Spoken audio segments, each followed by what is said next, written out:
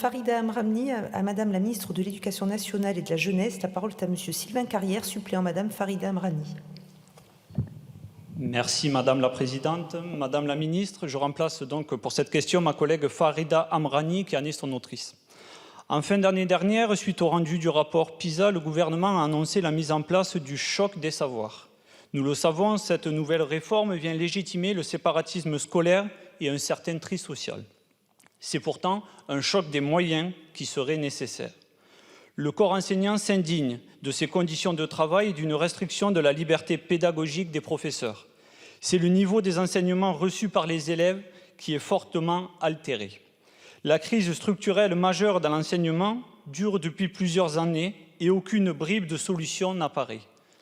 En 2022, la médiatrice de l'Éducation nationale de l'enseignement supérieur indiquait déjà une augmentation de 50% du nombre de classes sans professeur. Dans la Creuse, où je me suis rendu il y a quelques jours, il manque 30 enseignants remplaçants.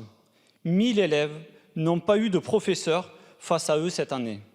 De nombreuses classes uniques ont dû fermer, l'école entière avec elles. C'est ni plus ni moins qu'une rupture d'égalité insupportable en République. Depuis 2013, on dénombre 8000 suppressions de postes.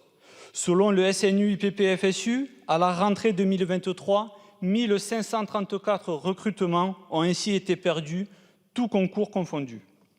Dans l'Académie de Versailles, dans laquelle est élue ma collègue Farida Amrani, 576 postes d'enseignants sont ainsi vacants, remplacés par des contractuels à peine formés les quelques jours précédant la rentrée scolaire.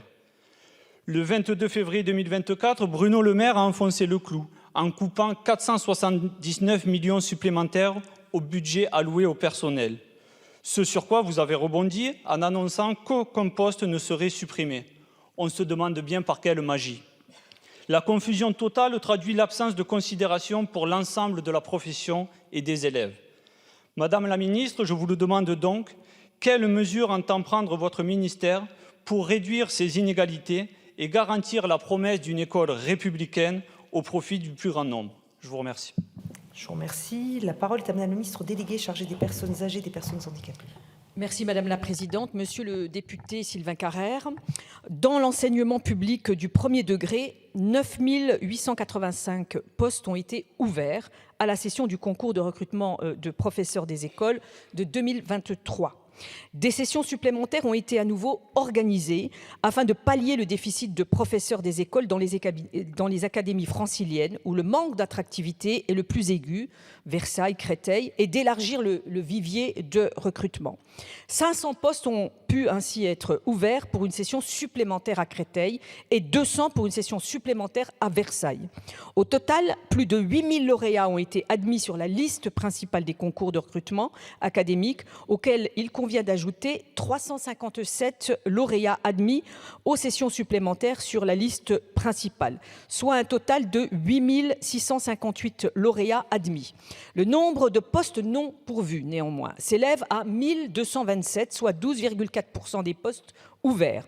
Autrement dit, 88% des postes ont été pourvus.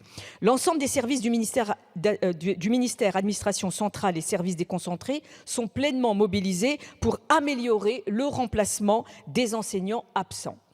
Dans le premier degré, les brigades de remplacement mobilisent un peu plus de 9,4% des effectifs de professeurs des écoles pour l'année scolaire 2023-2024.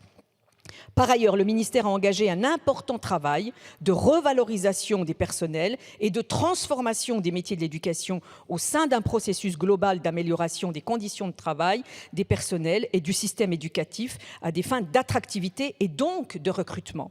Au terme d'un cycle de concertation avec les organisations syndicales, des mesures de revalorisation des rémunérations, des carrières et des missions des professeurs ont été annoncées en 2022 et sont entrées en application à la rentrée scolaire 2023. Dans le cadre du pacte, des missions nouvelles sont proposées aux professeurs volontaires afin d'améliorer justement la qualité du service public de l'éducation.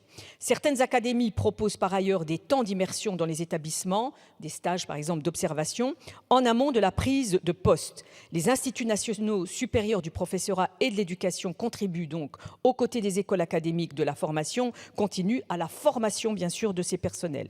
Comme vous le constatez, avec ces ces mesures, le ministère entend renforcer l'attractivité du métier d'enseignant, qui par ailleurs est un très beau métier. Je vous remercie. Merci, Monsieur Carrière. Oui, Madame la Ministre, j'entends bien votre réponse et pourtant, à l'école, ça craque partout et on le voit de semaine en semaine avec les nombreuses mobilisations qui s'amplifient de plus en plus.